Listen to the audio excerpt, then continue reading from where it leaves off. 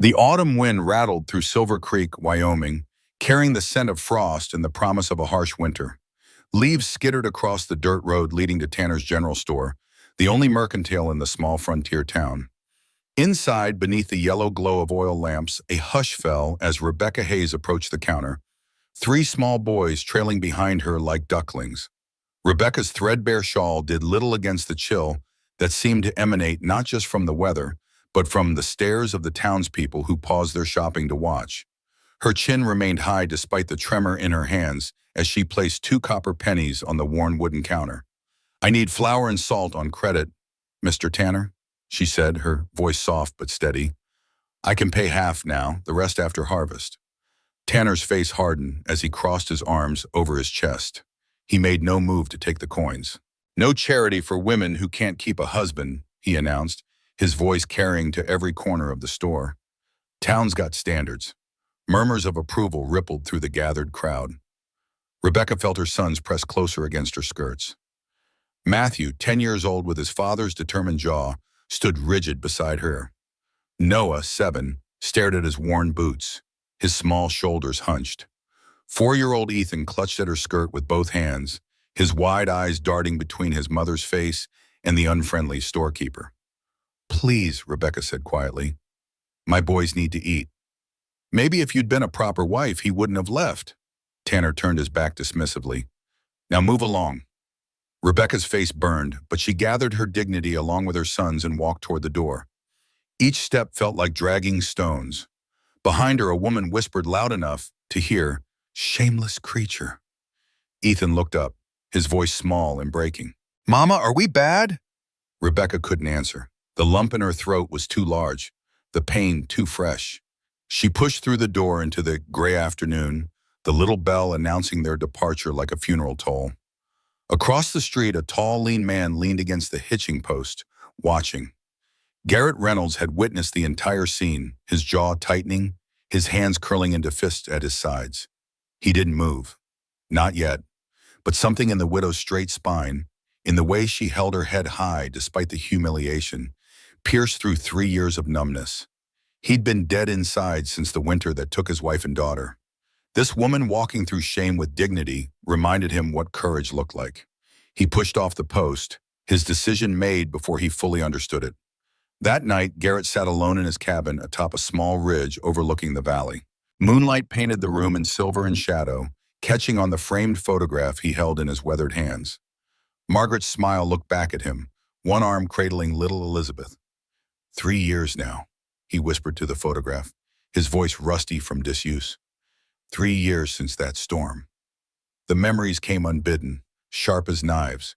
He had taken work in the neighboring town, determined to earn enough to move his family east come spring.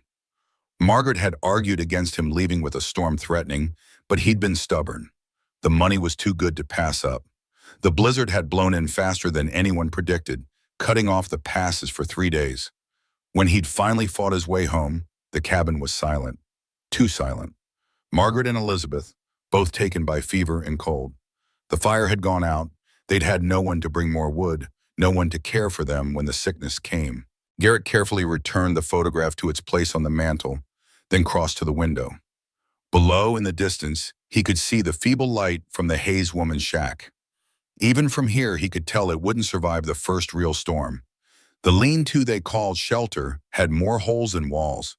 He remembered the youngest boy's question in the store. "Mom, are we bad?"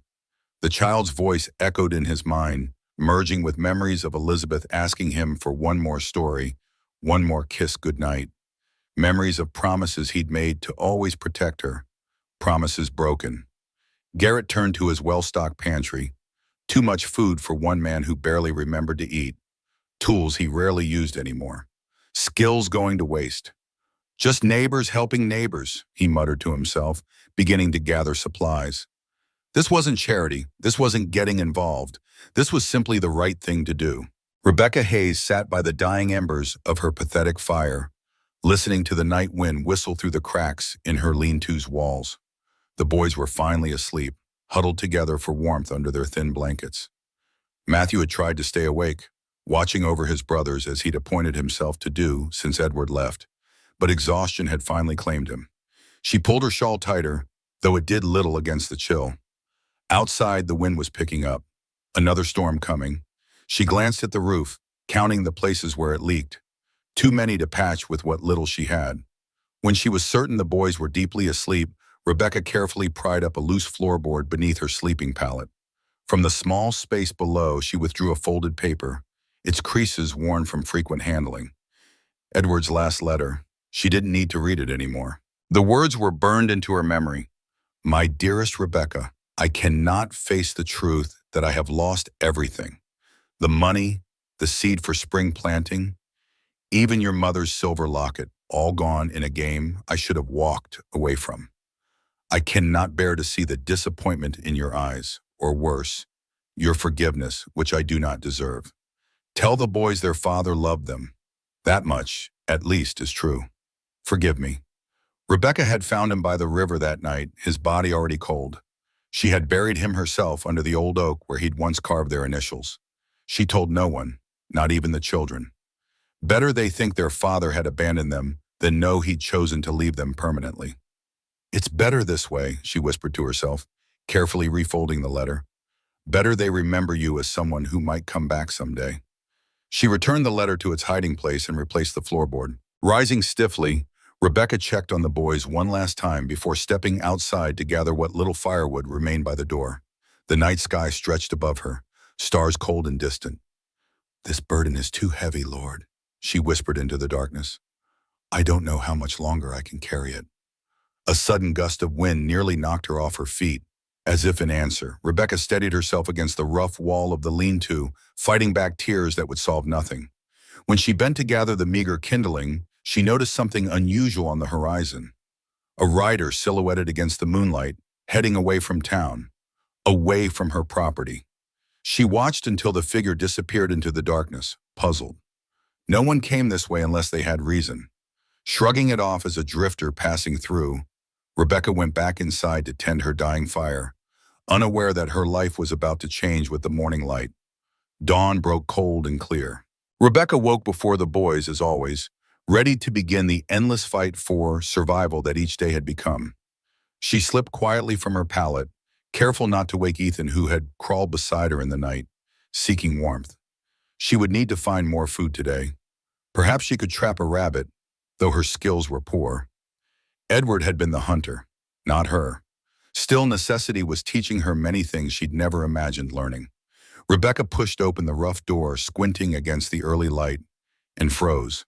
Stacked nearly on her doorstep were supplies: a large sack of flour, salt, dried meat, nails, canvas. More than she could have purchased with a month's savings, had she any savings at all. Her hand went to her mouth, suspicion and hope warring in her eyes. Boys, she called, her voice unsteady. Come see. They rushed out, faces lighting up at the sight of food. Noah touched the flour sack like it might vanish. Matthew's expression hardened with distrust. Ethan just grinned, already reaching for a piece of jerky. Who brought this? Noah asked, wide-eyed. I don't know, Rebecca said slowly, scanning the surroundings for any sign of their benefactor. But we'll earn it back somehow. Matthew knelt, examining the supplies with the serious focus he'd adopted since his father disappeared. There's no note, no way to thank whoever did this. Rebecca nodded, still searching the horizon. A movement caught her eye. Someone watching from the ridge near the tall stranger's cabin. The figure turned and disappeared before she could be certain. We have been blessed, she told the boys, ushering them back inside with armfuls of supplies, and we will be grateful. The day passed in a flurry of activity. With the new supplies, Rebecca was able to bake bread for the first time in weeks. The boys devoured it eagerly, color returning to their thin faces. As dusk approached, a traveler stopped by, a circuit preacher heading south. Storm's coming, he warned, glancing at their shelter with poorly disguised concern. Worst blizzard in years, maybe 2 days out. Get to town if you can. Rebecca thanked him for the warning, though they both knew the town offered no shelter for her family. After the preacher continued on his way, she surveyed their lean-to with fresh despair. It wouldn't stand against a light rain, let alone a blizzard. As darkness fell, she heard the approaching hoofbeats of a single rider. Rebecca tensed, pulling her boys behind her as the tall figure from the store dismounted before their door. Garrett Reynolds removed his hat, revealing hair the color of iron and eyes that had seen too much sorrow to be young, though he couldn't be much past 40. "Storm's coming, ma'am," he said without preamble. "You need help." Rebecca studied him, the weathered face, the kind eyes, the quiet strength in his bearing. He was a stranger, yet something about him felt familiar, like a half-remembered dream. "Why?" she asked, the single word containing all her suspicion, all her fear. "Because it's the right thing to do." She hesitated only a moment before nodding. "Then I accept." The storm hit that night like Judgment Day itself. Garrett worked with desperate efficiency, boarding gaps in the walls and securing the canvas across the leaking roof. Wind screamed through the pines, driving snow sideways in blinding sheets. Inside the cramped shelter, Rebecca distracted the boys with whispered stories while Garrett's hammer punctuated the howling gale. By midnight, they'd created something almost resembling security. The space cramped but sealed against nature's fury. The single lantern cast flickering shadows as they huddled around the small stove. Matthew watched Garrett's every move, silent and measuring. Noah tried to help where he could, handing tools when asked. Ethan, exhausted from excitement and fear, eventually curled up against Garrett's leg and fell asleep. Garrett froze, staring at the boy's tangled hair, the small hand clutching his knee. Something cracked in his chest, something he'd kept locked away for 3 years. Rebecca saw it happen, the moment when the wall around this stranger's heart developed its first fissure. She recognized it because she'd built similar walls around her own heart. "You have children," she said softly. Garrett's voice came rough. "Had a daughter. She'd be about his age now." "What happened?" He was quiet so long and she thought he wouldn't answer. Then, "Winter storm. I was working 2 towns over. My wife tried to keep them warm. Fever took them both before I got back." Rebecca's hands stilled on the mending she was doing. "I'm sorry.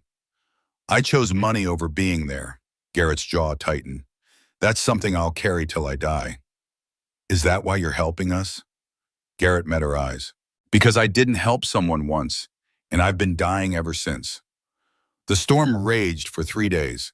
They survived on the supply Garrett had brought up, rationing carefully. During daylight hours, Garrett patched leaks and reinforced walls. At night, they gathered around the stove, the only source of heat. On the second night, Ethan developed a harsh cough, his small body burning with fever. "He needs medicine," Rebecca said, panic edging her voice as she bathed her son's forehead with a damp cloth. Garrett rummaged through his saddlebags, producing a small leather pouch. "I have some herbs. They might help."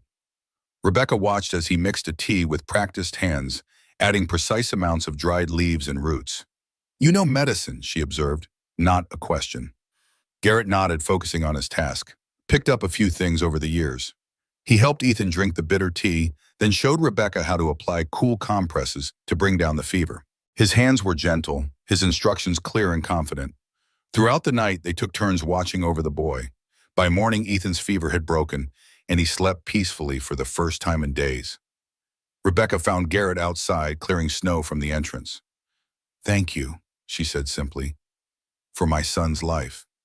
Garrett didn't turn. Anyone would have done the same. "No," she said firmly, "they wouldn't have." The third night was the worst. The wind screamed like a wounded animal, rattling their shelter to its foundations. The boys huddled together in the corner furthest from the walls, wide-eyed with fear. "Tell us a story, Mama," Noah pleaded, seeking distraction from the storm. Rebecca began the familiar tale of David and Goliath, but Ethan interrupted. "Not that one. We know that one," he protested. "Mr. Reynolds, do you know any stories?" Garrett looked startled at being addressed directly. He'd kept largely to himself, helping but not intruding. It's been a long time since I told stories," he said hesitantly. "Please?" Ethan's eyes, so like his father's, were impossible to refuse. Garrett cleared his throat. "Well, there was once a bear who lived in these mountains." His voice, initially uncertain, grew stronger as he spun a tale of a lonely bear who saved a lost wolf cub during a blizzard. The story, clearly made up on the spot, nonetheless held the boys spellbound. Even Matthew, who had maintained his suspicious distance, leaned forward to catch every word. Rebecca watched Garrett's face as he told the story. For the first time, animation brought warmth to his features. She could glimpse the man he might have been before grief hollowed him out. When the boys finally fell asleep, Rebecca and Garrett sat in companionable silence by the dying embers of the stove. "You're good with children," she observed. "Elizabeth loved stories," he said quietly. "I used to make them up every night." It was the first time he'd volunteered his daughter's name. Rebecca recognized the significance of this small offering. "They'll remember this storm because of your story," she said, "but because of their fear." "What will you do when the storm passes?" Garrett asked, changing the subject. Rebecca sighed. "Try to strengthen this place as best I can. Hope it lasts until spring." "It won't," he said bluntly. "This shelter wasn't built to last a Wyoming winter." "I have nowhere else to go," she replied, a simple statement of fact. Garrett stared into the embers, his face unreadable in the dim light. "I could help you build something better. A real cabin." "Why would you do that?" "Maybe I need the work," he said with a shrug that didn't convince either of them. Rebecca studied him in the flickering light. "Mr. Reynolds, I appreciate your help more than I can say, but I don't accept charity." "It's not charity when neighbors help each other," he countered. "That's how it works out here. No one survives alone." The truth of his words hung between them. Out here on the frontier, community wasn't a luxury. It was survival. "My husband," Rebecca began, then stopped. "Left," Garrett finished for her. "I know what the town says." Rebecca's gaze dropped to her worn hands. The lie she'd lived with for so long suddenly felt heavy on her tongue. "Edward didn't leave," she said, her voice barely audible above the howling wind. "He took his own life." The confession, never before spoken aloud, hung in the air between them. Garrett didn't respond immediately, giving the weight of her words the respect they deserved. "Why do you let them think he abandoned you?" he finally asked. "For the boys." Rebecca's eyes glistened with unshed tears. "Better they think their father might come back someday than know he chose to leave permanently." "And for yourself, to bear the judgment of the town rather than tell the truth?" Rebecca looked up, meeting his gaze directly. "The truth is that my husband gambled away everything we had, then couldn't face his failure. The boys don't need to know that about their father." "You've carried this alone for how long?" "6 months now," she whispered. Garrett nodded slowly. "That's a heavy burden." "As heavy as yours, I imagine," she replied, "blaming yourself for not being there when your family needed you." Something passed between them then, a recognition of shared pain, of understood grief. Two souls who had survived when those they loved had not. Outside, the wind began to die down. The worst of the storm was passing. "I should check the roof," Garrett said, standing abruptly. Rebecca watched him go, aware that something fundamental had shifted between them. They were no longer strangers thrown together by circumstance, but two people who had glimpsed each other's deepest wounds. When Garrett returned, snow dusting his shoulders, he found Rebecca had fallen asleep at last, her head resting on her arms at the small table. In sleep, the worry lines eased from her face, revealing the young woman she must have been before hardship aged her prematurely. Carefully, so as not to wake her, Garrett draped his coat over her shoulders. Then he settled himself against the wall, keeping watch as the storm gradually surrendered to dawn. The morning after the storm broke cold and clear. Sunlight glinted off the snow-covered landscape, turning the world into a dazzling white expanse. Garrett stepped outside to survey the damage, while Rebecca prepared a simple breakfast from their dwindling supplies. The lean-to had survived, barely. Several patches had leaked, and one wall bowed dangerously inward. It wouldn't withstand another storm. Rebecca joined him outside, wrapping her shawl tightly against the biting cold. "Will it last?" she asked, already knowing the answer. Garrett shook his head. "Not through winter." She sighed, surveying the damaged structure. "I'll figure something out." "I meant what I said," Garrett said, turning to face her. "I could help you build a proper cabin." Rebecca studied him, this stranger who had come into their lives so unexpectedly. "Why do you care what happens to us?" "Maybe I'm tired of being alone," he answered honestly. "Or maybe seeing you in your eyes reminds me there's still good in this world worth protecting." "I can't pay you," she said. "I'm not asking for payment." "Then what are you asking for?" Garrett looked out over the snow-covered valley. "A purpose, something to do besides remembering what I've lost." Rebecca understood that need all too well. Since Edward's death, She'd survived by focusing solely on keeping her children alive. There had been no time to properly grieve, no space to process her loss. "Will you stay?" she asked. "Help me build a real cabin before the next storm. I can't pay much, but I'll feed you from whatever we have." "I'll stay," he said simply. "Just like that?" "Just like that." Garrett surveyed the property, already planning the foundation in his mind. Rebecca watched him from the doorway, her heart doing something it hadn't done in months. It hoped. She whispered to herself, half prayer, half wonder, "Maybe God sent him." The boys emerged from the lean-to, blinking in the bright morning light. Ethan immediately ran to Garrett, tugging at his coat. "Are you staying?" he asked, his small face serious. Garrett knelt to the child's level. "For a while, I'm going to help your mother build a stronger house." Ethan grinned, revealing a missing front tooth. "Good. I like your stories." Noah approached more cautiously. "Can you teach me to build things too?" "If your mother approves," Garrett nodded, glancing at Rebecca for confirmation. Matthew hung back, watching the exchange with wary eyes. When Garrett looked his way, the boy turned and went back inside without a word. "Give him time," Rebecca said quietly. "He took his father's departure the hardest." Garrett nodded, understanding. "He's protecting you and his brothers. That's a lot of responsibility for a boy his age." "Too much," Rebecca agreed sadly. "But I haven't known how to ease his burden." "Maybe building something will help," Garrett suggested, "creating instead of just surviving." That evening, Garrett found Matthew alone by the woodpile, practicing his swing with the axe. The boy's technique was determined but awkward, his small frame struggling with the weight of the tool. "You're putting too much strain on your shoulders," Garrett said quietly. "May I show you?" Matthew hesitated, then offered the axe with reluctance. Garrett demonstrated the proper stance and motion, explaining it's about leverage, not just strength. Your body is smart if you listen to it. He returned the axe and watched as Matthew adjusted his stance.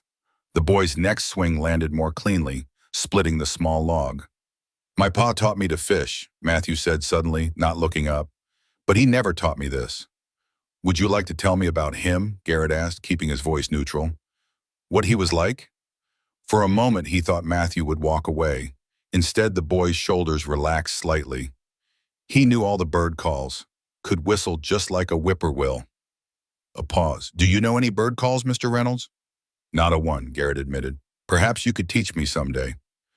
The faintest hint of a smile crossed Matthew's face before disappearing. It wasn't acceptance, but it was a beginning. That day marked the beginning of a new chapter for all of them.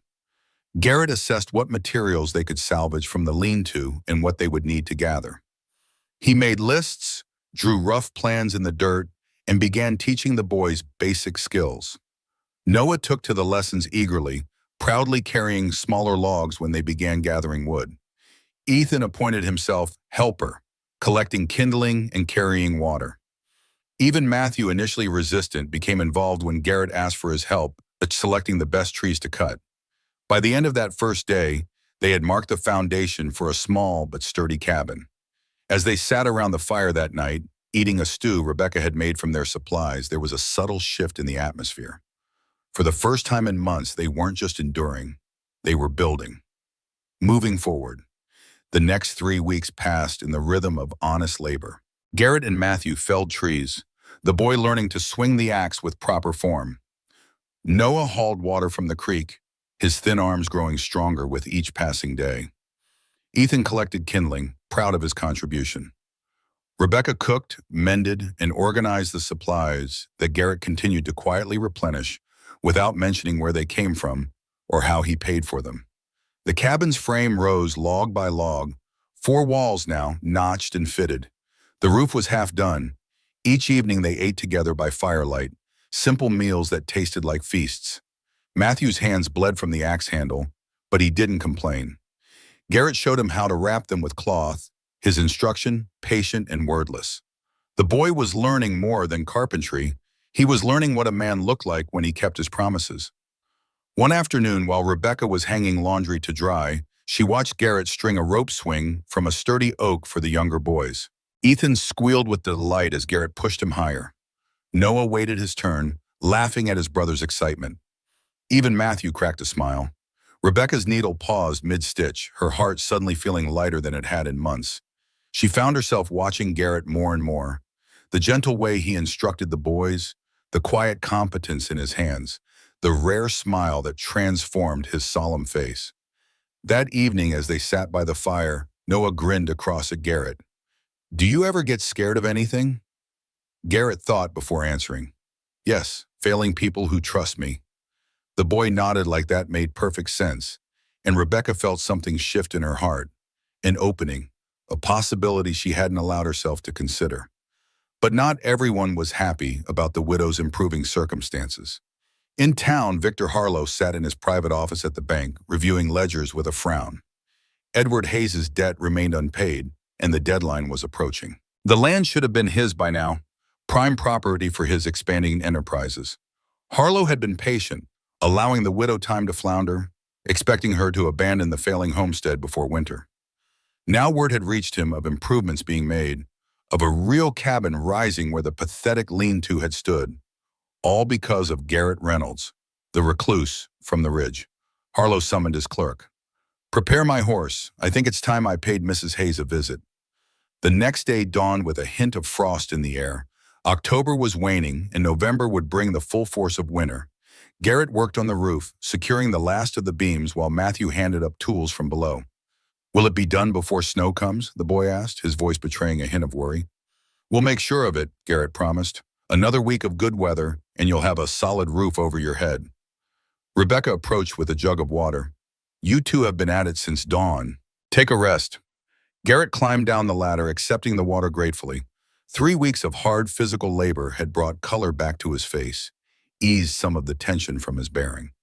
Working with his hands, creating something useful, it was healing him as surely as it was providing shelter for the Hayes family. "Thank you," he said, returning the jug. Their fingers brushed, and neither pulled away quickly. A moment of connection, brief but undeniable. The sound of approaching hoofbeats broke the moment. A rider approached from the direction of town, a well-dressed man on an expensive horse. Victor Harlow. Garrett stepped forward instinctively, positioning himself between the banker and Rebecca. He'd never met Harlow, but he'd heard enough from other homesteaders to distrust the man on sight. "Mrs. Hayes," Harlow called, tipping his hat with cold courtesy. "I see you've been busy." "Mr. Harlow," Rebecca acknowledged, her voice carefully neutral. "What brings you out of this way?" "Just checking on my investment." Harlow's eyes calculated the progress of the cabin, then slid to Garrett. "And you must be Reynolds. I've heard about you." Garrett nodded but said nothing. His hand rested near his belt, not threatening, just present. "Nice work you're doing here," Harlow continued, his smile not reaching his eyes. "Though I wonder if it's wise to invest so much effort in uncertain property." Rebecca stiffened. "What do you mean, uncertain?" "Why, your husband's dead, of course," Harlow said with feigned surprise. "Surely you remember that this land was used as collateral. The note comes due at the end of the month." The color drained from Rebecca's face. "Edward never mentioned any such arrangement." "I have the papers at the bank, signed in his hand," Harlow replied smoothly. "Perhaps he didn't wish to worry you with financial matters." Or perhaps, Garrett thought, watching the exchange closely, Harlow was lying. It wouldn't be the first time a banker falsified documents to claim valuable land. "How much is owed?" Garrett asked, his voice level. Harlow named a sum that made Rebecca gasp, far more than a small homestead could generate in years, let alone weeks. "That's impossible," she protested. "Edward never borrowed that much." "Interest accumulates, Mrs. Hayes," Harlow shrugged, "but I'm not unreasonable. Given your situation, I could extend the deadline 3 more months, perhaps." "That's very generous," Garrett said, his tone suggesting it was anything but. "Just being neighborly," Harlow smiled thinly. He turned his horse to leave, then added over his shoulder, "Oh, and Reynolds?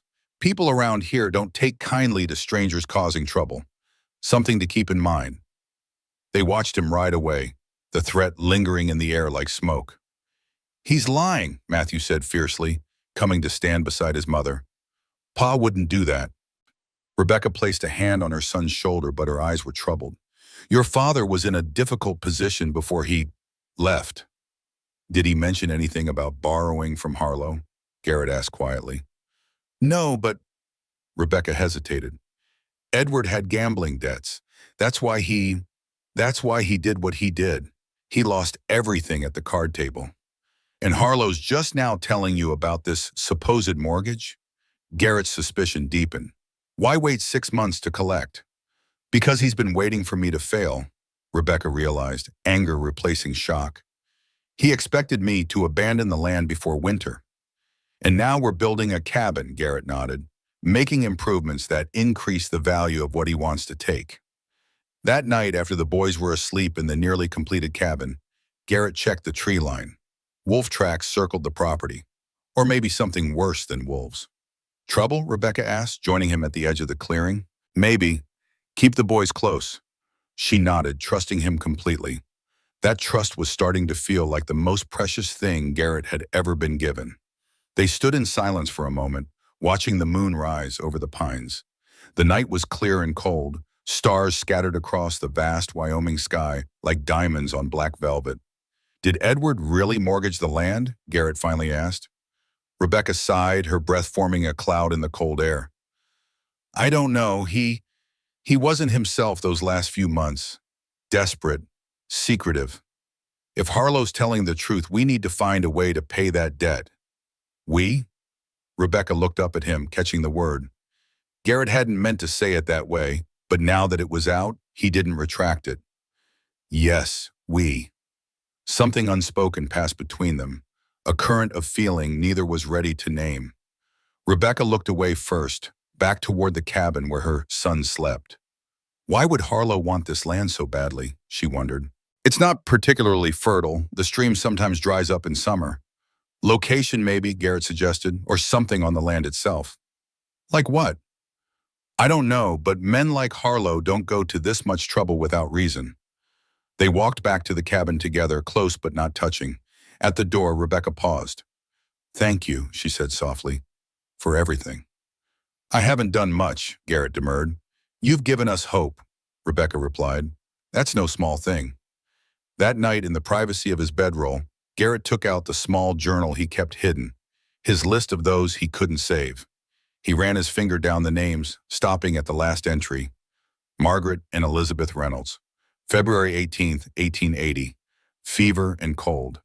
For the first time in 3 years, he considered the possibility of a life beyond grief, a purpose beyond penance. It terrified him. I'm not replacing you, he whispered to the memory of his wife and daughter. But I think you'd want me to help them. The only answer was the soft sound of breathing from the Hayes family, asleep under the roof he had helped to build. Somehow, it felt like enough. The first snow fell in late October, soft, heavy flakes that muffled sound and turned the world white.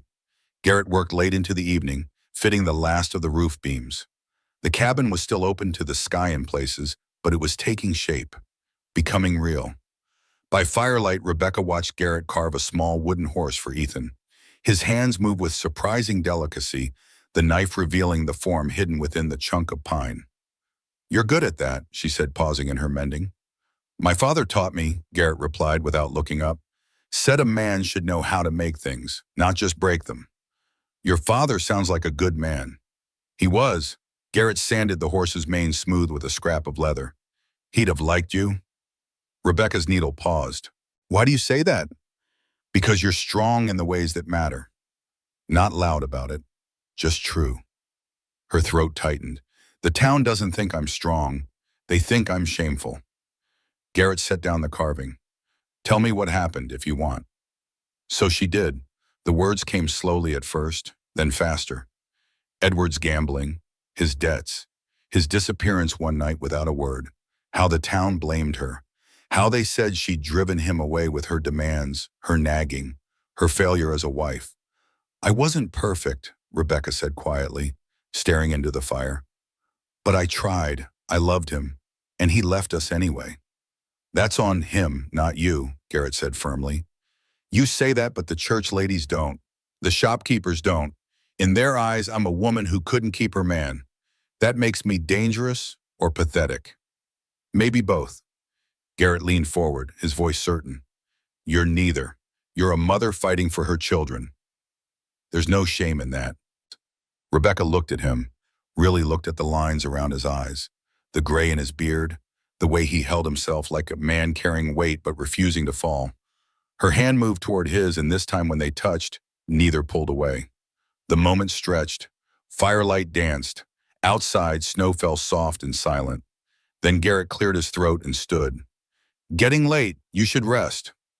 Rebecca nodded, though part of her wanted to protest.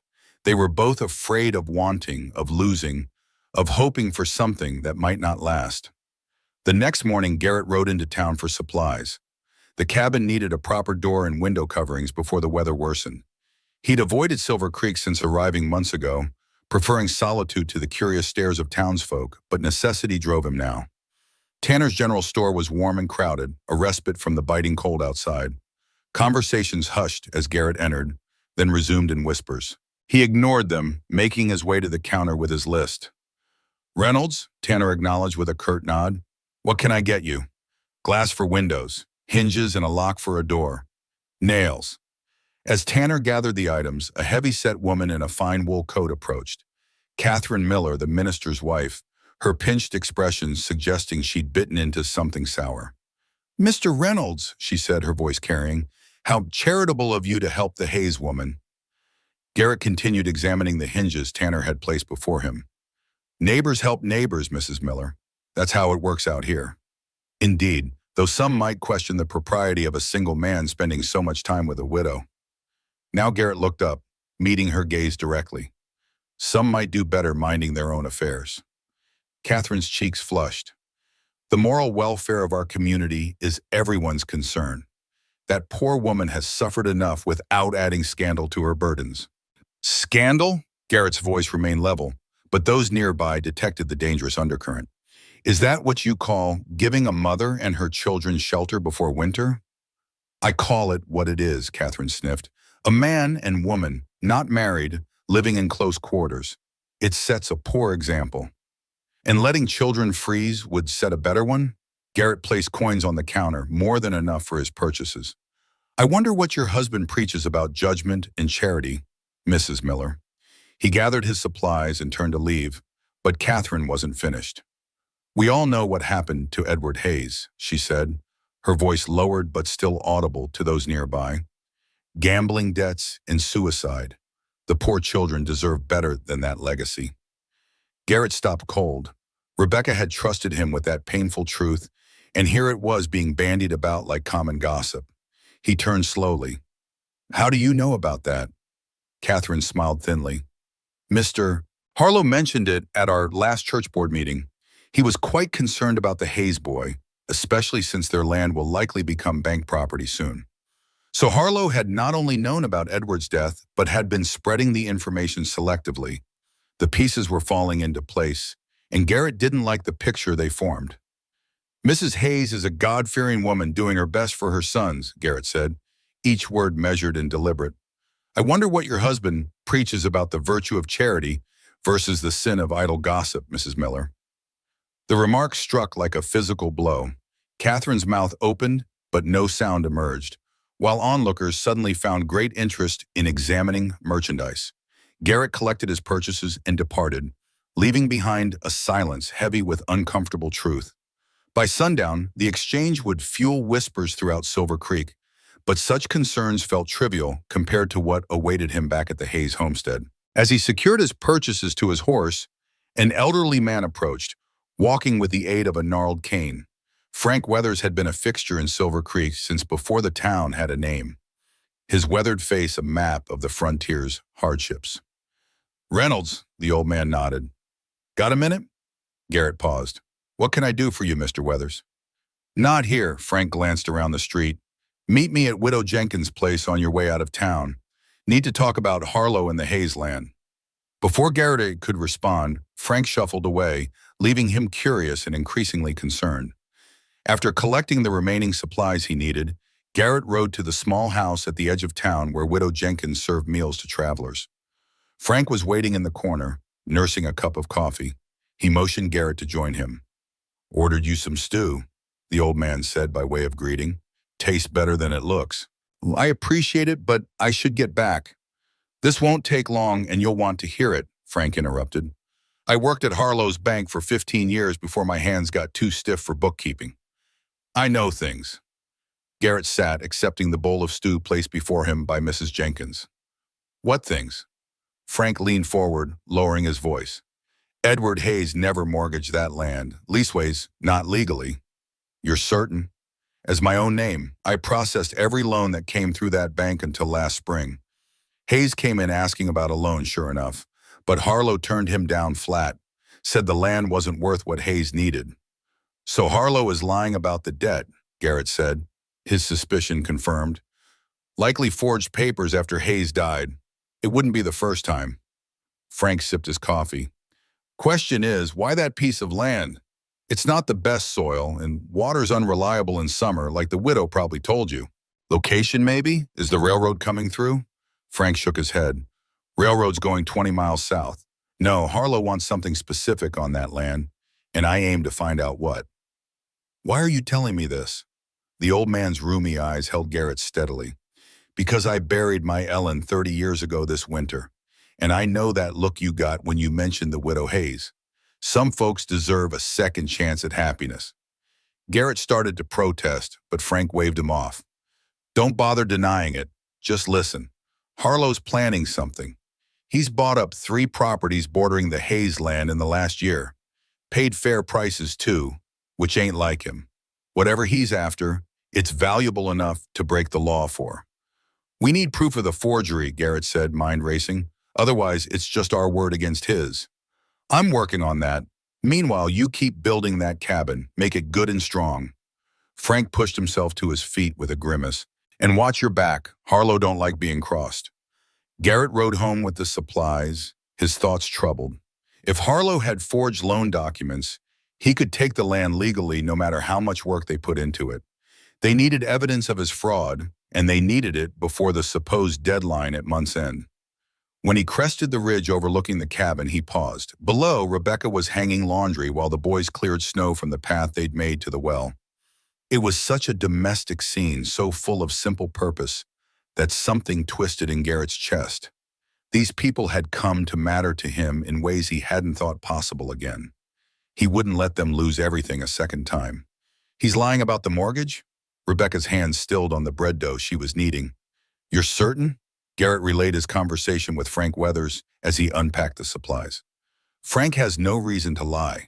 He thinks Harlow forged the documents after Edward died. But why? Why our land specifically? That's what we need to find out, Garrett said. Do you have any of Edward's papers? Anything that might show what Harlow is after? Rebecca wiped flour from her hands, thinking. There's a box of his things that I haven't gone through. I couldn't. After finding him, I just packed everything away. She disappeared into the back corner of the cabin where her sleeping pallet lay, returning with a small wooden chest. Her hands trembled slightly as she placed it on the table. I haven't opened this since the day I buried him, she admitted. Garrett placed his hand over hers. You don't have to do this now, or I could look through it first. Rebecca shook her head. No, these are my ghosts to face. She lifted the lid. Inside were the personal effects of a life cut short, a pocket watch that no longer ticked, a worn Bible, letters tied with faded ribbon, a crude map drawn on oilskin. This was his father's, Rebecca said, lifting the watch. He was supposed to pass it to Matthew someday. She set it aside carefully, then removed the letters. From when we were courting. Finally, she unfolded the map. Edward was always convinced there was coal on our land. He spent days walking the property, marking places where he thought deposits might be. Garrett studied the rough sketch. Edward had marked several areas with X's, most concentrated in the northern section of their property. Notes in the margins read, Test Pit Number 1, traces of coal, and possible small seam. Did he ever mention these findings to anyone? Garrett asked. Rebecca frowned, trying to remember. He was excited one night about 6 months before he died. Said he'd shown some samples to an assayer who passed through. The man thought it might be a decent deposit. Not huge, but commercially viable. Did he mention Harlow specifically? Not that I recall, but... She paused, a memory surfacing. There was one night Edward came home from town furious. He'd had too much to drink, which wasn't like him. He said something about Harlow being a cheating bastard who'd get what was coming to him. How long was this before he died? 2 weeks, maybe less. Rebecca's voice caught. I thought he was talking about a card game. But what if it was something else? What if Harlow knew about the coal? Garrett considered this. If there's a viable coal deposit on your land, that would explain Harlow's determination to get it. Coal means money, especially with the railroad expanding through the territory. But we can't prove he forged loan documents without the originals, Rebecca pointed out. No, but we might be able to prove your claim to the land is stronger than his. Garrett tapped the map. Edward's discovery could be your salvation. For the first time since learning of Harlow's claim, hope flickered in Rebecca's eyes. How do we prove it? We find the coal, document it properly, and file a mineral rights claim. Even if Harlow managed to take ownership of the surface land, you'd still own what's underneath if you file first. Rebecca shook her head in wonder. All this time, I thought Edward's obsession with coal was just another fantasy, like his gambling. What if he was right all along? Then his legacy to his sons might be more valuable than anyone realized, Garrett said gently. That evening, after the boys were asleep, Garrett and Rebecca pored over Edward's map by lamplight. The locations he had marked were mostly along the northern ridge, accessible but requiring some digging to verify. We'll need to check these sites, Garrett said, tracing the marked spots on Edward's map. Starting tomorrow with this first test pit. The ground is already freezing, Rebecca noted with a concern. That's why I'll need Matthew's help, Garrett replied, turning to the boy. Strong backs make light work, even in frozen ground. The boy straightened at being included, a hint of pride crossing his serious face. Over the past weeks, Garrett had noticed Matthew's defenses gradually lowering, not through forced conversation or pity, but through the simple dignity of being treated as capable and necessary.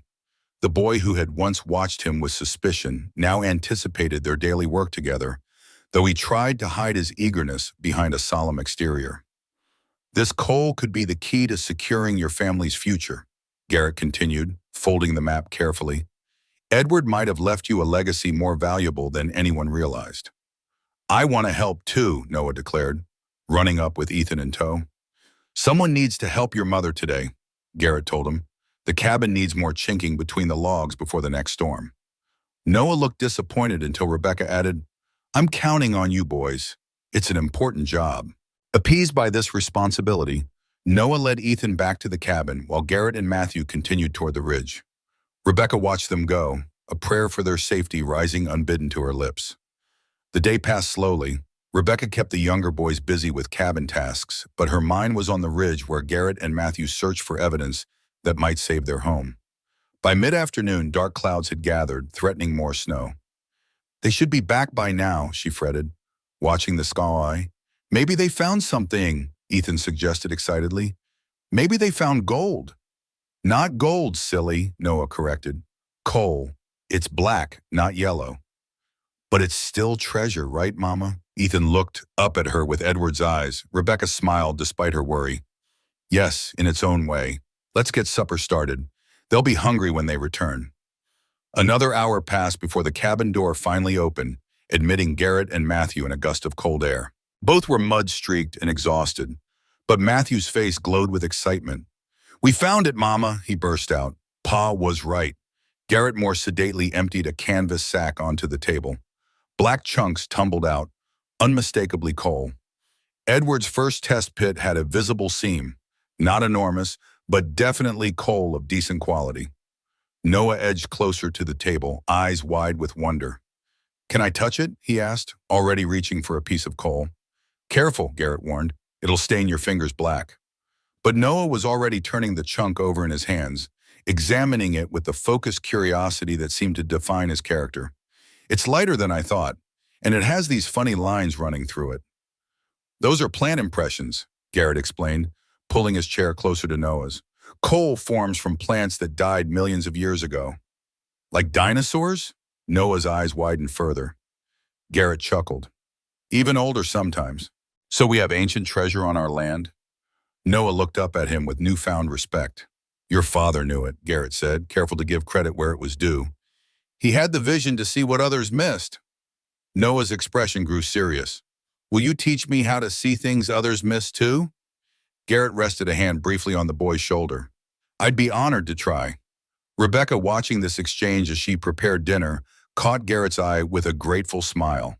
Each small connection with her sons was precious to her. How much? Rebecca asked, hardly daring to hope. Hard to say without proper mining, but the seam is at least 3 feet thick where we exposed it. That's commercially viable, especially this close to the surface. Garrett removed his gloves, his hands red with cold. We marked and measured the location exactly. Tomorrow we should check the other sites Edward identified. Then file a mineral rights claim. Rebecca nodded, understanding the plan. I'll ride to the county seat day after tomorrow, Garrett confirmed. The mineral rights office is there. Even if Harlow somehow gets the land, he won't get what's underneath it. Later that evening, as Rebecca cleared away the supper dishes, Garrett found himself with an unexpected lapful of Ethan. The boy had climbed up without invitation, clutching a worn picture book. Read to me, Ethan asked, his small face earnest. Mama says you tell good stories. Caught off guard, Garrett awkwardly accepted the book. I'm not sure Please? Ethan settled more comfortably against him. The bear story was good, but I want this one. Garrett recognized the moment for what it was, a small hand extended in trust, as natural as breathing to the child, but monumental in its significance. He opened the book, his voice finding its rhythm as he read about a rabbit family building a home in the forest. Halfway through, Ethan's head grew heavy against Garrett's chest, his breathing deepening towards sleep. Garrett continued reading, one hand unconsciously moving to smooth the boy's tousled hair, just as he had once done for his Elizabeth. When he finished the story, he looked up to find Rebecca watching them, her eyes bright with unshed tears. He hasn't fallen asleep for anyone but me since Edward died, she whispered. Garrett nodded, understanding the weight of the gift he'd been given. With infinite care, he carried the sleeping child to his bed, tucking the blankets around his small form. As he straightened, he realized that something fundamental had shifted within him. The hollow space in his chest didn't ache quite so badly anymore.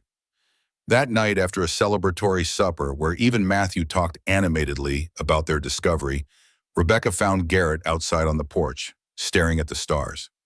Thank you, she said simply, joining him. I didn't do anything Edward hadn't already done, Garrett replied. He found the coal first. Yes, but you helped us see its value, and you're helping us secure it legally. She hesitated, then added, the boys adore you, even Matthew now.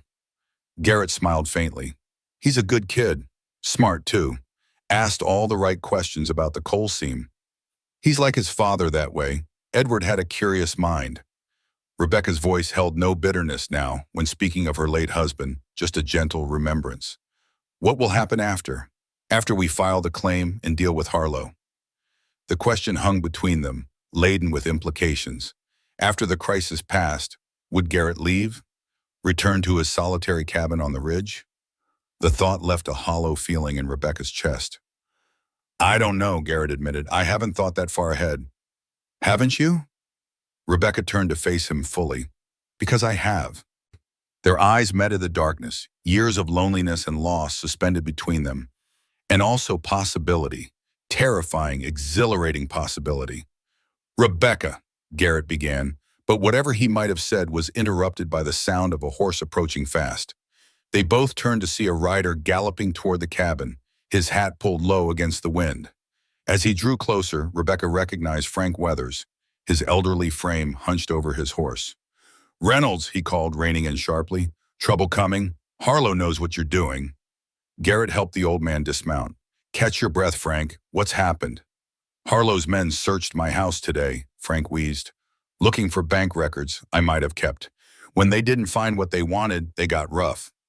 In the faint light from the cabin windows, Rebecca could see bruising on Frank's face. My God, they hurt you.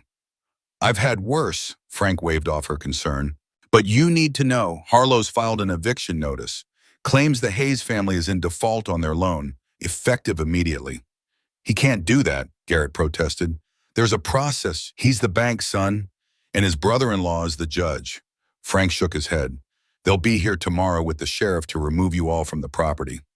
Rebecca's hand flew to her mouth. The boys. We found coal today, Garrett told Frank. Edward was right. There's a commercial seam on the northern ridge.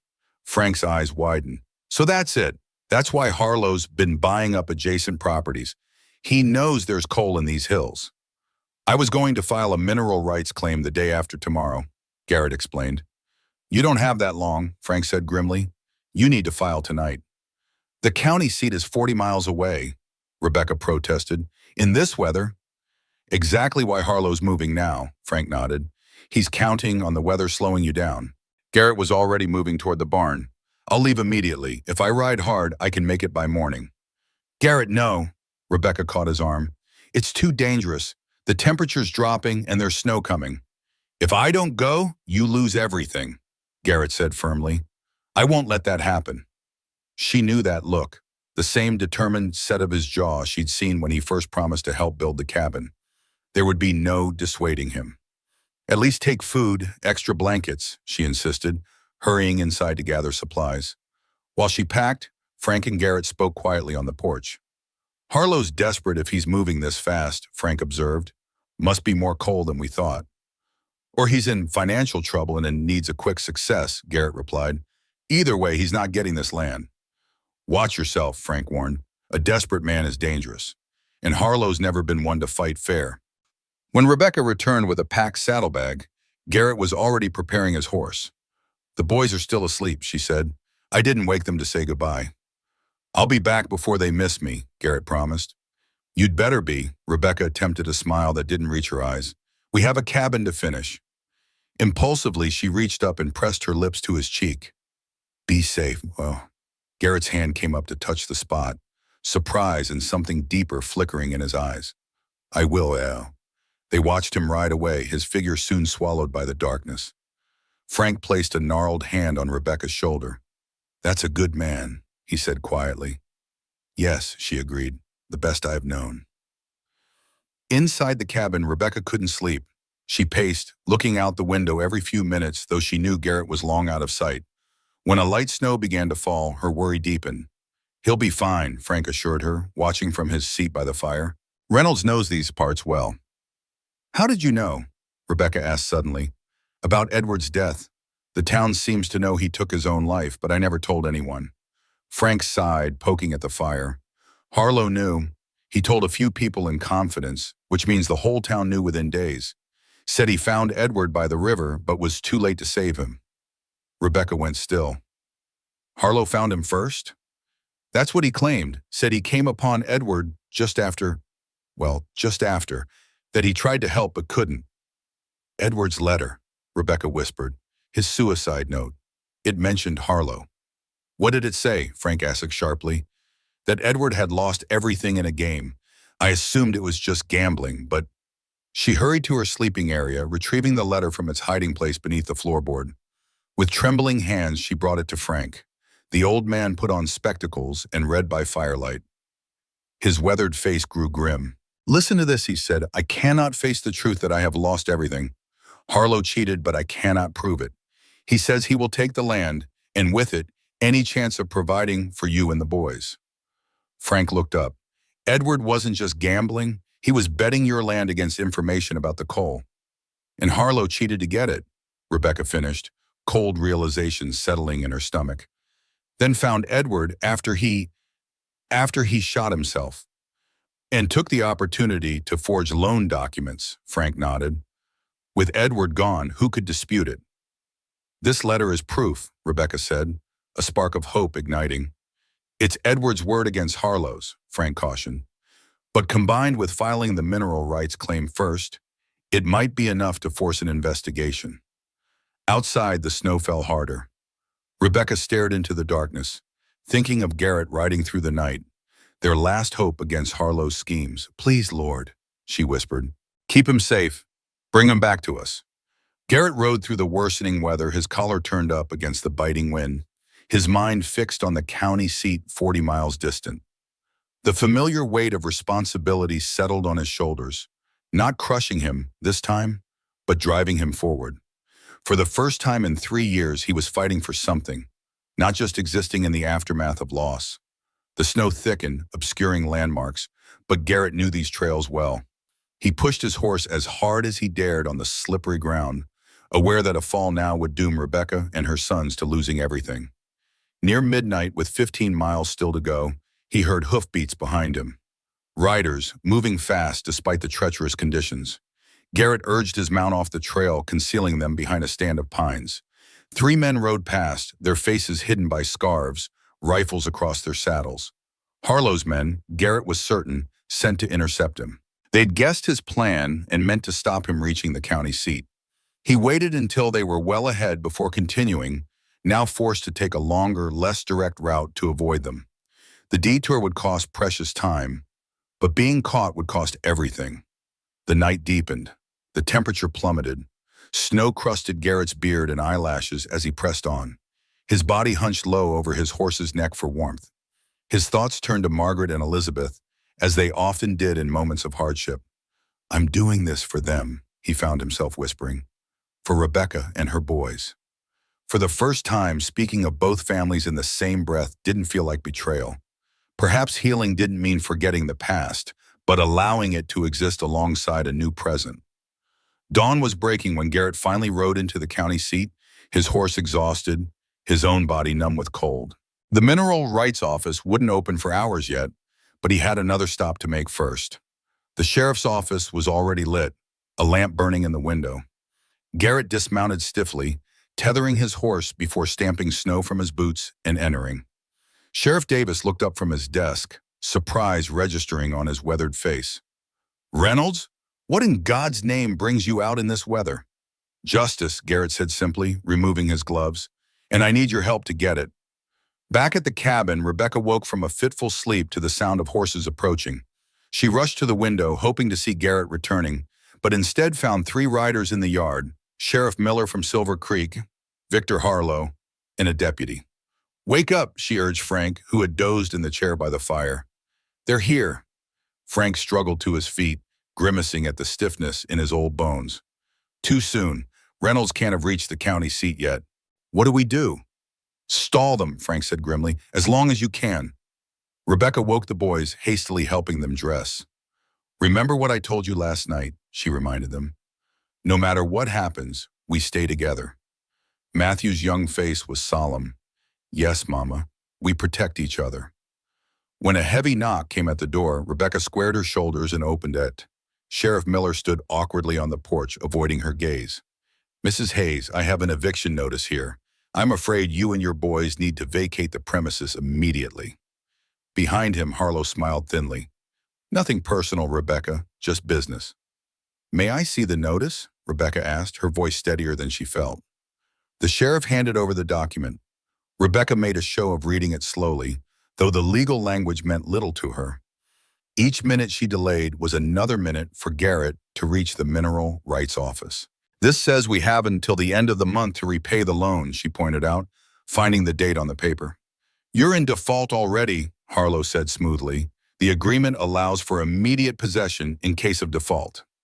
"I don't recall my husband signing such an agreement," Rebecca countered. Nevertheless, he did. Harlow's patience was clearly wearing thin. "Sheriff, please proceed with the eviction." Miller shifted uncomfortably. "Mrs. Hayes, please don't make this difficult. Gather your children and whatever you can carry. The church will provide temporary shelter." "In this weather?" Rebecca gestured to the heavily falling snow. "You'd put children out in a blizzard?" "The law is the law," Harlow snapped, "and I've been more than patient." Frank stepped forward, leaning heavily on his cane. "This eviction is based on fraudulent documents, Sheriff. Edward Hayes never mortgaged this land to Harlow's bank." "Stay out of this, old man," Harlow warned. "Or what? You'll have your men rough me up again?" Frank lifted his chin, showing the bruises.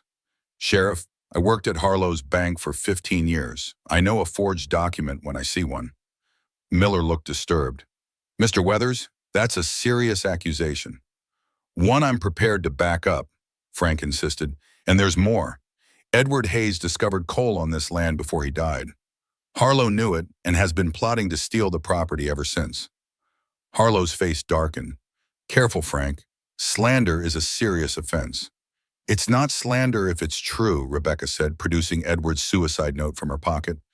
"My husband's last letter mentions you specifically, Mr. Harlow. Says you cheated him and threatened to take our land." For the first time, Harlow looked rattled. A desperate man's ravings, He lost fair and square. Then you won't mind waiting for confirmation from the county registrar, Frank suggested. A telegram would settle the matter of whether this loan exists officially. This is absurd, Harlow blustered. Sheriff, do your duty. Miller hesitated, clearly uncomfortable with the situation. Perhaps we should verify the documents, Mr. Harlow. Given the weather and the serious nature of these accusations. I hold your note too, Miller, Harlow said quietly. Remember that. The implied threat hung in the air. Miller's face flushed, but he straightened his shoulders. Be that as it may, I won't put children out in a blizzard on the basis of disputed documents. He turned to Rebecca. You have until the weather clears, Mrs. Hayes, then we'll sort this out properly. Harlow's face contorted with rage. You'll regret this, all of you, he snarled, turning his horse sharply. Especially Reynolds when he returns. If he returns. The implication wasn't lost on Rebecca. What have you done, she demanded, a chill that had nothing to do with the weather settling in her bones. Harlow merely smiled and rode away, leaving Miller looking troubled. I'm sorry, Mrs. Hayes, the sheriff said quietly. For what it's worth, I hope Reynolds makes it to the county seat safely. After they departed, Rebecca sagged against the doorframe, the tension of the confrontation leaving her drained. He sent men after Garrett, she said, voicing her fear. Likely so, Frank agreed. But Reynolds is smart. He'll have anticipated that. Rebecca looked out at the falling snow, thicker by the minute. And now we wait. The day crawled by with agonizing slowness. The boys, sensing the gravity of the situation, remained unusually quiet, even Ethan foregoing his usual chatter. Rebecca kept them busy with chores and simple lessons, anything to distract from the worry etched on her face. By mid-afternoon, the blizzard was in full force, howling around the cabin like a living thing. Rebecca stoked the fire higher, grateful for Garrett's work that had made their home secure against such weather. He won't be traveling in this, Frank observed, watching the white wall beyond the windows. He'll shelter somewhere if he has any sense. And if he's already reached the county seat? Rebecca asked. Then he's done all he can for now. The rest is in God's hands. Evening came, bringing no relief from the storm and no word from Garrett. Rebecca prepared a simple supper, though none of them had much appetite. She was just clearing the dishes when Matthew, who had appointed himself lookout at the window, suddenly cried out, "Riders coming!" Rebecca rushed to his side. Through the curtain of snow, dark figures on horseback approached the cabin. Her heart leapt, then sank as she counted 3 riders. Not one, and you're on. Get back from the window, Frank urged, reaching for the rifle Garrett had left behind. Rebecca gathered the boys behind her as the riders drew closer. Whatever happens, stay inside, she instructed them firmly. A pounding at the door made them all jump. Rebecca approached cautiously. Who's there? She called. Sheriff Davis, county seat, a voice answered through the howling wind. Open up, Mrs. Hayes. Rebecca exchanged a puzzled glance with Frank before carefully opening the door. A tall man in a sheriff's badge stood on her porch, snow-crusted on his hat and coat. Behind him were 2 deputies, similarly weather-beaten. Mrs. Hayes? The sheriff confirmed. I've got something here you'll want to see. He extended an official-looking document, sealed and stamped by the county office. It's your mineral rights claim, ma'am, filed and recorded this morning by Garrett Reynolds. Rebecca's hands shook as she took the paper. Garrett, is he? Right as rain last I saw him, Davis assured her, and sent us ahead with the certificate while he took care of some other business. Relief flooded through her, so powerful she had to grip the doorframe for support. Thank God. Please come in out of the storm. The lawmen stomped snow from their boots and entered gratefully. As they warmed themselves by the fire, Davis explained further. Reynolds rode into town at dawn, half frozen but determined, filed your claim, and then came straight to me with evidence of Harlow's forgery scheme. We've been investigating that man for months, but never had enough to move on him until now. What evidence? Frank asked sharply. Bank records Harlow thought he'd destroyed. Turns out his clerk kept copies, afraid Harlow would make him the scapegoat someday. Davis accepted the coffee Rebecca offered with a nod of thanks. Between those records and your husband's letter, we've got enough to arrest Harlow for fraud. Where is Garrett now? Rebecca couldn't keep the concern from her voice. Stayed behind to sign official statements, Davis said. He was worried about you folks with Harlow on the loose, so he asked us to bring the certificate directly and Keep an eye on things until he returns. Harlow was here earlier, Frank informed him, with Sheriff Miller from Silver Creek. Tried to evict the family. Davis's expression darkened. Miller's been in Harlow's pocket for years. We'll deal with him next. He turned to Rebecca. Mrs. Hayes, with this certificate, your mineral rights are secure regardless of what happens with the surface land. But I don't think you'll need to worry about that either. The loan documents Harlow produced are obvious forgeries. For the first time in months, Rebecca felt the weight of uncertainty lift from her shoulders. So we're safe? The boys and I can stay? Yes, ma'am, Davis confirmed. And what's more, you're sitting on enough coal to provide for your family for years to come. That night, with Sheriff Davis and his deputies keeping watch, Rebecca tucked her sons into bed with lighter hearts than they'd had in months. Is Mr. Reynolds coming back? Ethan asked sleepily. Yes, sweetheart, as soon as the storm passes. Good, the boy mumbled, eyes drifting closed. He promised to finish my horse. Rebecca smoothed his hair, then checked on Noah, already asleep, and Matthew still awake and thoughtful. You should rest, she told her oldest. The danger's past now. Matthew studied her face in the lamplight. Mr. Reynolds saved our home. Yes, he did. Are you going to marry him? The directness of the question startled her. Matthew, it's all right if you do, the boy said with surprising maturity. Pa's gone, and Mr. Reynolds is a good man. Rebecca's throat tightened with emotion. He is, but such decisions take time. Don't take too long, Matthew advised, sounding far older than in his 10 years. Good things don't always wait.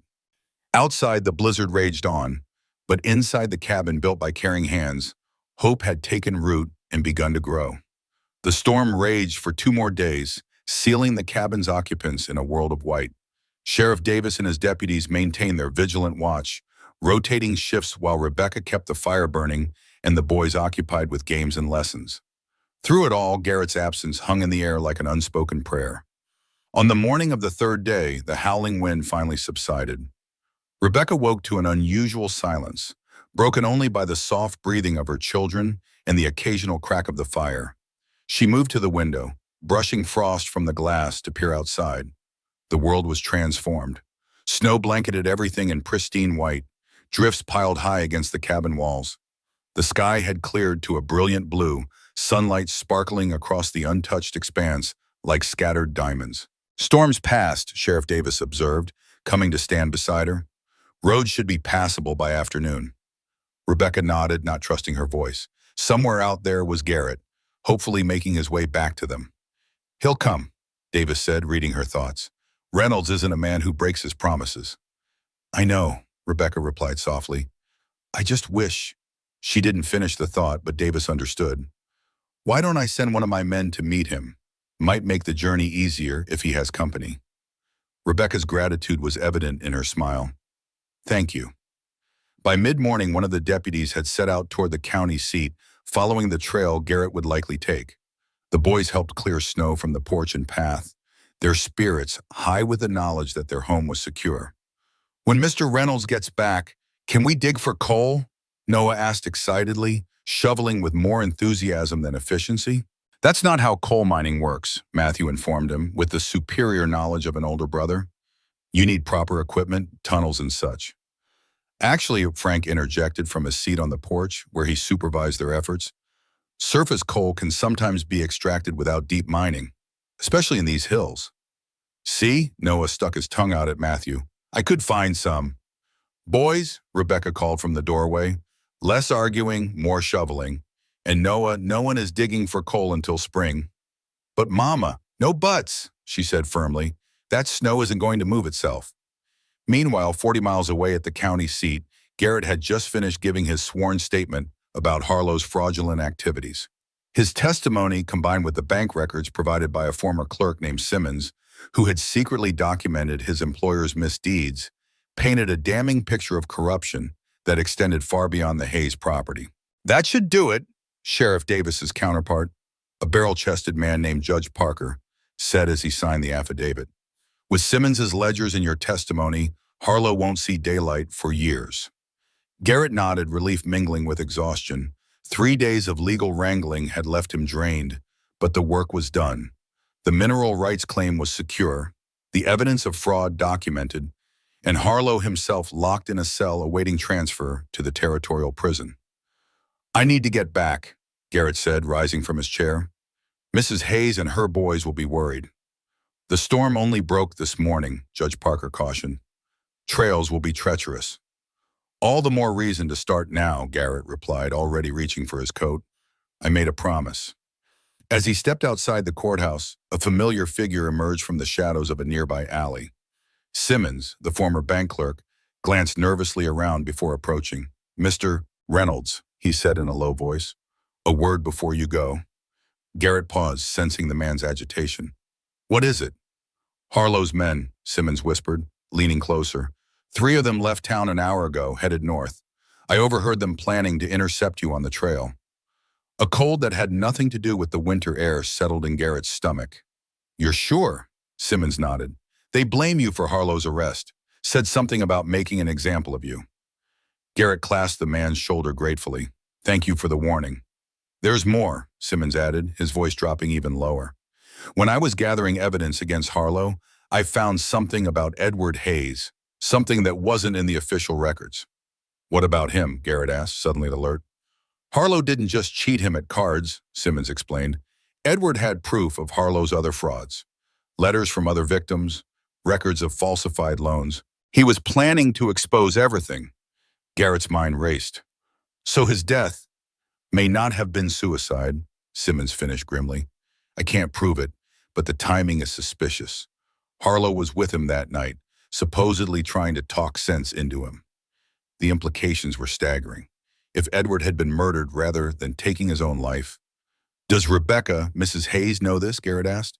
Simmons shook his head. "The evidence disappeared after Edward died. Only Harlow would know for sure what happened." "I need to get back," Garrett said, his resolve strengthening. "Thank you for this information." "Be careful on the trail," Simmons warned. "Those men mean business." Garrett mounted his horse, considering his options. The main trail north would be the most direct route, but also where Harlow's men would most likely set their ambush. The eastern path would add miles to his journey, but might allow him to avoid the danger altogether. In the end, the decision was simple. Rebecca and the boys needed him back as soon as possible. He would take the main trail, but remain vigilant. For the first several hours, the journey proceeded without incident. The snow-covered landscape was eerily beautiful, the late afternoon sun casting long blue shadows across the pristine drifts. Garrett maintained a steady pace, pushing his mare as much as he dared on the treacherous footing. He was 5 miles outside of Silver Creek, in a narrow passage between 2 rocky outcroppings, when his instincts screamed a warning. The path ahead was too quiet, too still. No birds, no movement of any kind. Garrett slowed his horse, one hand moving to the rifle secured to his saddle. The attack, when it came, was swift and vicious. 3 riders burst from concealment, blocking the path ahead. Before Garrett could react, a shot rang out, the bullet grazing his upper arm with searing pain. His horse reared in panic, nearly throwing him. "That's for Harlow!" one of the men shouted, already aiming for a second shot. Garrett kicked his mare into motion, veering sharply off the trail and into the deeper snow. More shots followed, kicking up white plumes around him as he galloped for the cover of the trees. The ambushers pursued, their horses struggling in the deep snow. Garrett used this to his advantage, zigzagging through the forest where the drifts were less severe. Blood from his wound soaked his sleeve, the pain intense but not debilitating. For nearly an hour, the deadly game of cat and mouse continued through the winter landscape. Garrett's knowledge of the terrain ultimately gave him the edge, allowing him to circle back toward the main trail at a point several miles ahead of his pursuers. As darkness fell, he pushed on, knowing that stopping to rest could mean death, not just for him, but for the hopes of the family waiting for his return. The wound in his arm throbbed with each beat of his heart, a painful reminder of what was at stake. By midnight, his vision was blurring from blood loss and exhaustion. Twice he nearly fell from the saddle, catching himself at the last moment. The temperature had plummeted, turning his breath to crystals and numbing the pain in his arm to a dull, persistent ache. In his delirium, he thought he saw Margaret and Elizabeth riding beside him, encouraging him onward. "Not your time yet," Margaret seemed to whisper. "They're waiting for you." When the lights of the Hayes cabin finally appeared in the distance, Garrett wasn't entirely certain they were real. Only when he heard Sheriff Davis's challenge did he fully believe he had made it. Reynolds, he managed through cracked lips, each syllable in effort. Made it back. The world lurched and spun as he slid from the saddle. Strong hands caught him before he met the ground. Through vision that swam in and out of focus, he saw Rebecca's silhouette cutting through moonlight as she ran toward him, her expression transforming from disbelief to joy to fear in rapid succession. Gunshot wound, Davis's voice came from somewhere above him. Rebecca, we need water boiling and your sewing kit. Moments blurred together, being carried across the threshold he had built with his own hands, the blessed warmth of the hearth he had constructed. Rebecca's steady fingers cleaning and stitching his torn flesh. The physical pain was distant, overwhelmed by a sensation he had almost forgotten. Homecoming. Not to a place, but to people who had waited, who had worried, who had prayed for his return. What happened? Rebecca asked, her voice betraying none of the fear evident in her eyes as she worked. What happened? Rebecca asked, her voice steady despite the worry in her eyes as she cut away his bloodied sleeve. Ambush, Garrett explained through gritted teeth. Harlow's men, 5 miles outside town. Bastards, Frank muttered. They were waiting for me, Garrett continued as Rebecca cleaned his wound. 3 of them. I got away, but not before this. He grimaced as she applied pressure to stop the bleeding. Took the long way back to lose them. Sorry I worried you. You're here now, Rebecca said, fighting to keep her voice steady. That's what matters. The wound was deep but clean. A bullet had grazed him, tearing through muscle but missing bone and major vessels. Rebecca stitched it carefully, her hands steady despite her racing heart. Harlow? Davis asked once Garrett was patched up and had managed a few sips of broth.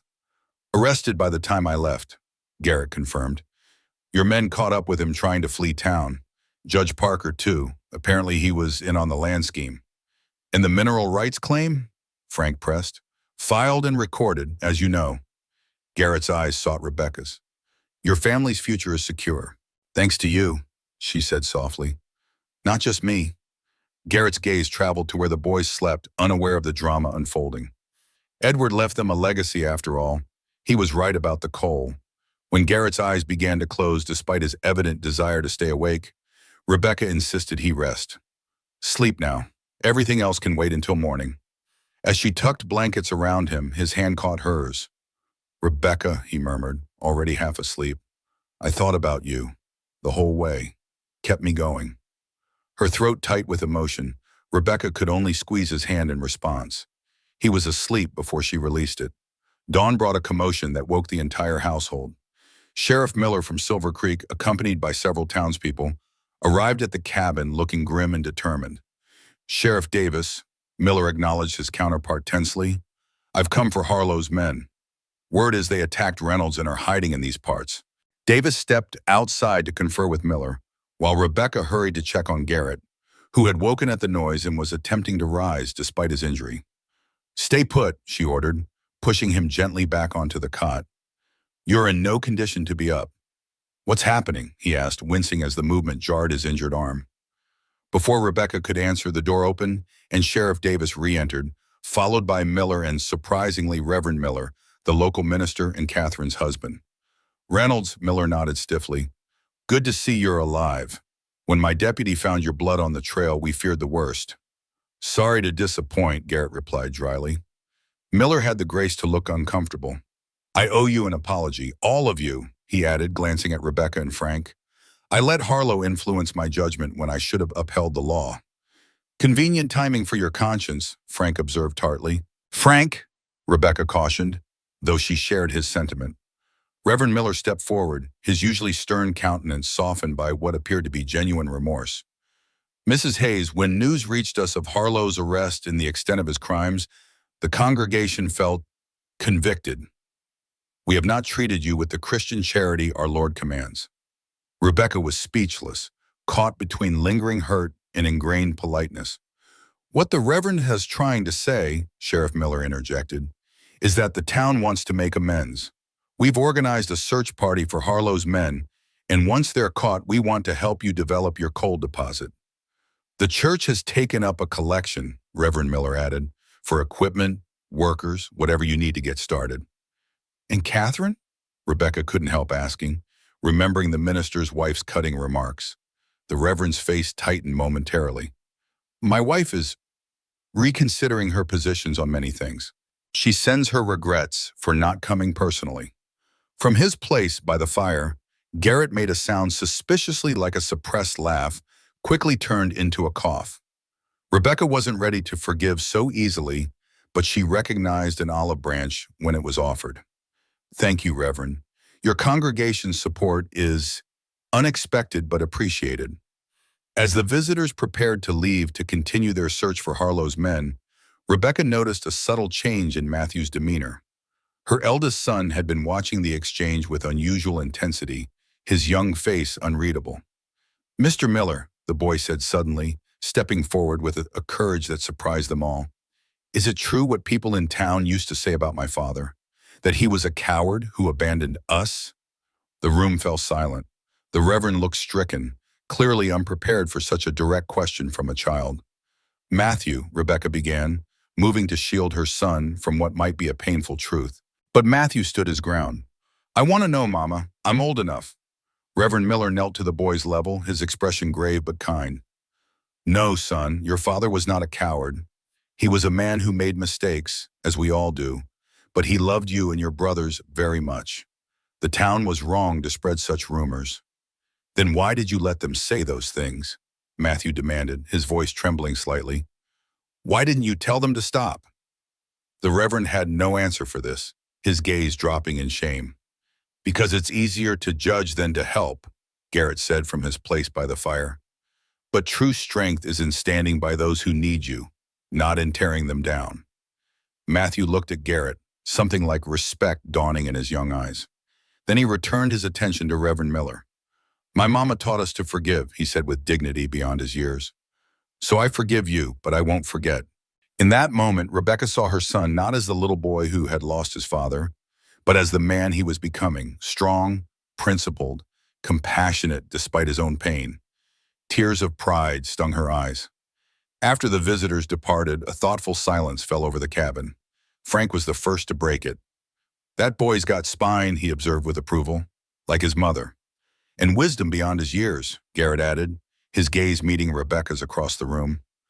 Something unspoken passed between them, an understanding, a deepening of the connection that had been growing since that first snowfall. That afternoon, as Garrett rested and the boys played outside under Frank's watchful eye, Rebecca took the opportunity to ask about his journey. There's something you're not telling me, she said, sitting beside his cot. Something happened at the county seat, didn't it? Garrett hesitated, weighing the burden of what he had learned against Rebecca's right to know. I met someone there, he finally said, a former clerk of Harlow's named Simmons. The one who provided the evidence against him? Yes, he had information about Edward, information that changes things. Rebecca's breath caught. What things? The circumstances of his death, Garrett said gently. Simmons believes Edward didn't take his own life, at least not entirely of his own volition. What are you saying? Rebecca's voice was barely above a whisper. Edward had evidence of Harlow's other frauds. He was planning to expose him. Garrett reached for her hand with his good arm. Harlow was with him the night he died, supposedly trying to reason with him.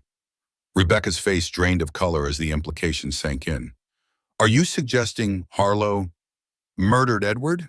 I'm saying it's possible, Garrett replied carefully. Simmons couldn't prove it, and the evidence Edward had gathered disappeared after his death. Rebecca stood abruptly, moving to the window. Outside, she could see her sons clearing a path through the snow, their laughter carrying faintly through the glass. The foundation of what she had believed, what she had told them about their father's death, was shifting beneath her feet. If this is true, she said slowly, do I tell the boys? Do I tell them their father might have been murdered rather than taking his own life? That's not a decision you have to make today, Garrett said, or one you have to make alone. Rebecca turned back to him, her eyes shimmering with unshed tears. For months I've carried the burden of Edward's suicide, keeping it from them to protect his memory. Now I learn it might not have been suicide at all, but I still can't give them the truth because it's something worse. Not worse, Garrett corrected gently. Different, yes. Tragic, yes. But if Edward died trying to expose a man who was harming others, That's something his sons could be proud of. Rebecca sank back into the chair beside him, her shoulders slumped with the weight of this new knowledge. I don't know what to do. You don't have to decide now, Garrett repeated, taking her hand again. Let the dust settle. Let Harlow face justice for his other crimes. The truth about Edward will emerge in its own time. And if it doesn't, then we'll decide together what the boys should know and when. Garrett's use of we wasn't lost on Rebecca. But remember, they have a right to their father's true legacy.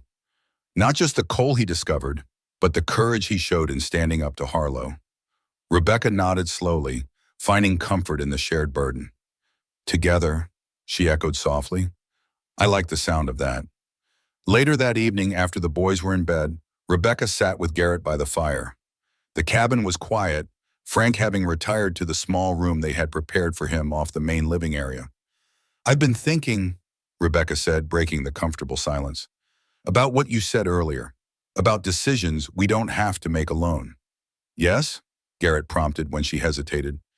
These past months, you've become essential to us, to the boys, to me.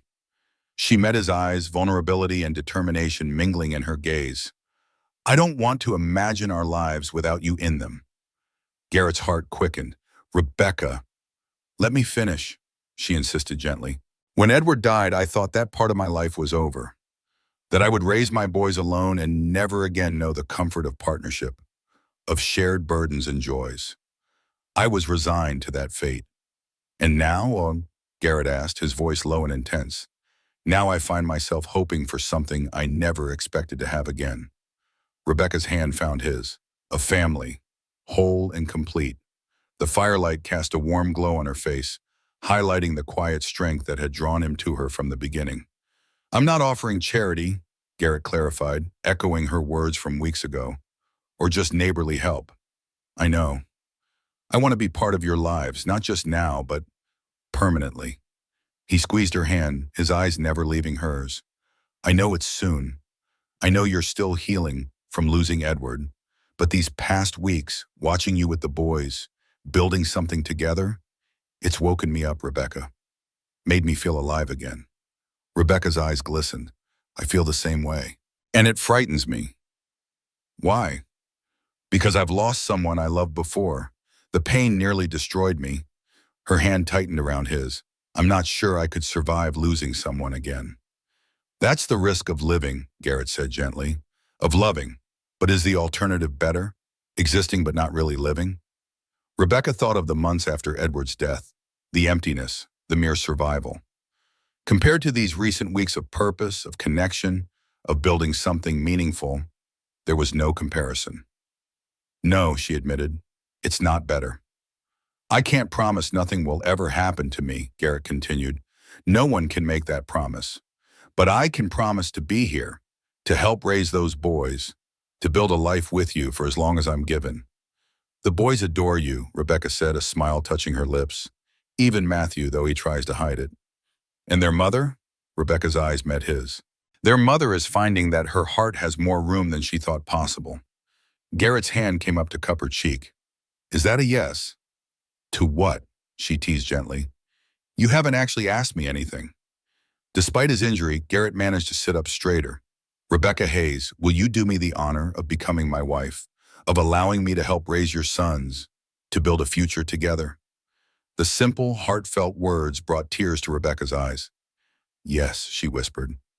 Yes, I will. Their kiss was gentle, tender, a promise, a beginning. When they parted, Rebecca rested her forehead against his, savoring the moment of perfect connection. The boys will need to be told, she said after a moment. Especially Matthew. We'll tell them together, Garrett promised, in the morning. That night, Rebecca slept more peacefully than she had in months, the weight of solitary responsibility lightened by shared purpose and renewed hope. Dawn found Harlow's men captured, discovered sheltering in an abandoned mine shaft not far from town. Sheriff Davis received the news with satisfaction.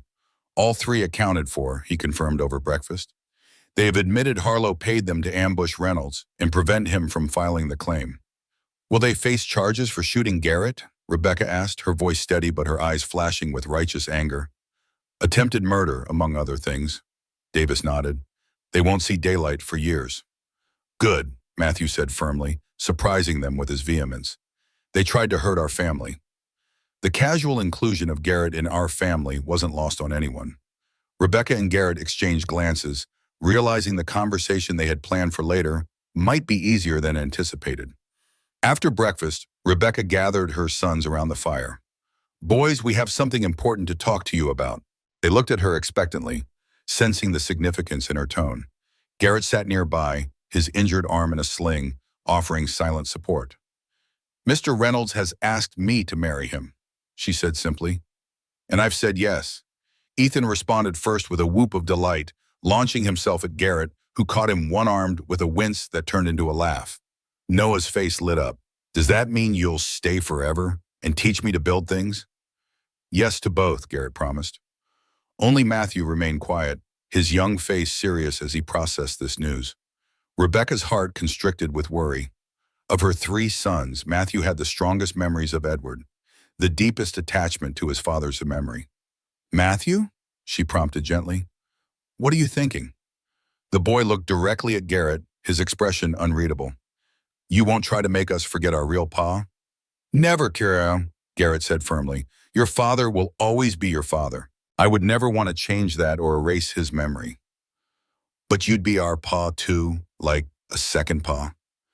If you'll have me, Garrett nodded, not to replace the first, but to be here for you now. Matthew considered this, his young brow furrowed in thought. Finally, he nodded decisively. I think Pa would say it's good. He wouldn't want Mama to be alone, or us not to have a father. Rebecca blinked back tears at her son's maturity, his generosity in giving his blessing. Thank you, Matthew. The boy shrugged, a hint of a smile finally breaking through his serious demeanor. Besides, we still need to finish the cabin, and Mr. Reynolds promised to teach me to hunt in spring. That I did, Garrett confirmed, relief evident in his voice. And a man keeps his promises. There's something else, Rebecca said, glancing at Garrett for support. Something about your father that we've recently learned. The boys grew attentive, sensing the shift in tone. You know, I've always told you that your father left us, Rebecca began carefully. That wasn't entirely the truth. Edward, your father, he took his own life after losing everything in a card game. Matthew's eyes widened. Pa killed himself? I thought he did, Rebecca continued. But we've learned that there might be more to the story. Your father had discovered Mr. Harlow was cheating many people, not just him. He was planning to expose him. And Harlow killed him? Noah asked, his young voice trembling. We don't know for certain, Garrett interjected gently. But it's possible your father died trying to stop a bad man from hurting others. That's something to be proud of. Matthew sat very still, processing this revelation. So Pa didn't abandon us? And he might not have killed himself either? He loved you boys very much, Rebecca assured them, tears now flowing freely. I'm sorry I didn't tell you the full truth before. I was trying to protect you. We understand, Mama, Matthew said, surprising her again with his maturity. You were protecting Pa's memory too. In that moment, Rebecca saw her house not as the little boy who had lost his father, but as the young man he was becoming, understanding, compassionate, wise beyond his years. Pride swelled in her heart, temporarily displacing grief. From now on, she promised, no more secrets in this family. We face things together. As a family, Garrett affirmed, his good arm around Ethan, who had remained firmly attached to his side throughout the conversation. Outside, the winter sun rose higher, casting golden light through the cabin windows. A new day, a new beginning for the pieced-together family finding strength in honesty and shared purpose. The wedding took place 2 weeks later, a simple ceremony in the completed cabin, with Reverend Miller officiating. Rebecca wore her best dress with a sprig of pine tucked into her collar, a touch of green amid the winter whites and grays. Garrett, clean-shaven for the occasion, looked years younger without his beard, his eyes bright with a happiness he had thought never to feel again. The boys stood beside them, solemn in their roles as witnesses. Matthew carried the simple gold band Garrett had commissioned from the silversmith in the county seat, a journey the injured man had insisted on making despite Rebecca's protests. I now pronounce you husband and wife, Reverend Miller declared. What God has joined together, let no man put asunder. As Garrett kissed his bride, cheers erupted from the small gathering of townspeople who had come to witness the union. Even Catherine Miller managed a tight smile, her previous judgment softened by the revelations of Harlow's crimes and the recognition of her own hasty condemnation. That evening, after the guests had departed and the boys were asleep, Rebecca and Garrett sat before the fire in their home, truly theirs now, built by shared effort and sanctified by shared commitment. Happy? Garrett asked, his arm around her shoulders.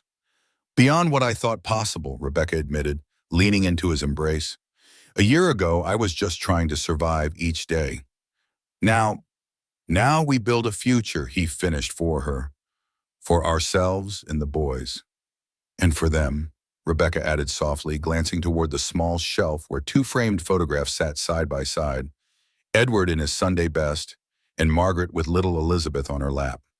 They had agreed that these memories should be honored, not hidden away. They'll always be part of us, Garrett nodded, part of what made us who we are.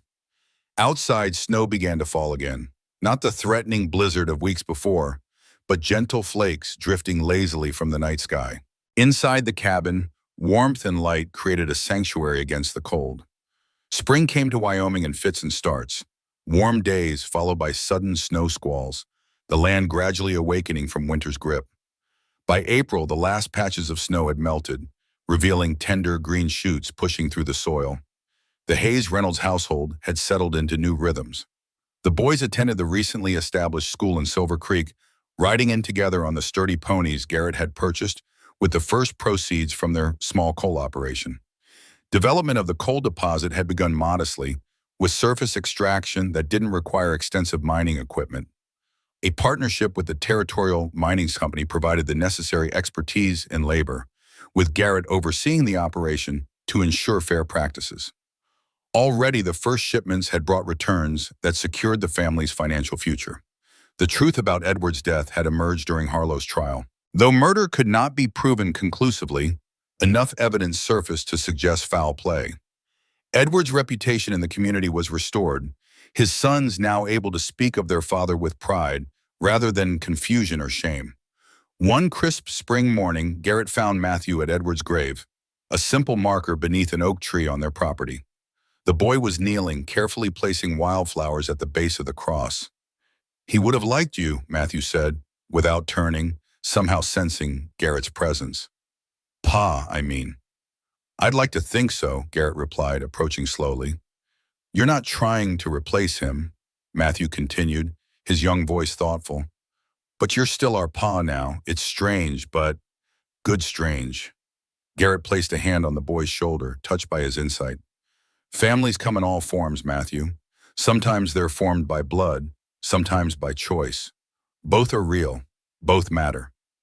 Matthew nodded, rising to his feet. I'm glad you chose us, he said simply, then dashed off to help his brothers with their morning chores. Garrett remained a moment longer at the grave, paying his own silent respects to the man whose place he had not taken, but whose legacy he helped preserve. Later that day, as the family gathered for supper, Rebecca made an announcement that brought both joy and a sense of completion to their home. I have news, she said, her hand resting lightly on her middle. We'll be welcoming a new member to our family by autumn. The boys reacted with varying degrees of excitement, Ethan bouncing in his seat, Noah asking practical questions about where the baby would sleep, and Matthew offering a solemn but pleased nod of approval.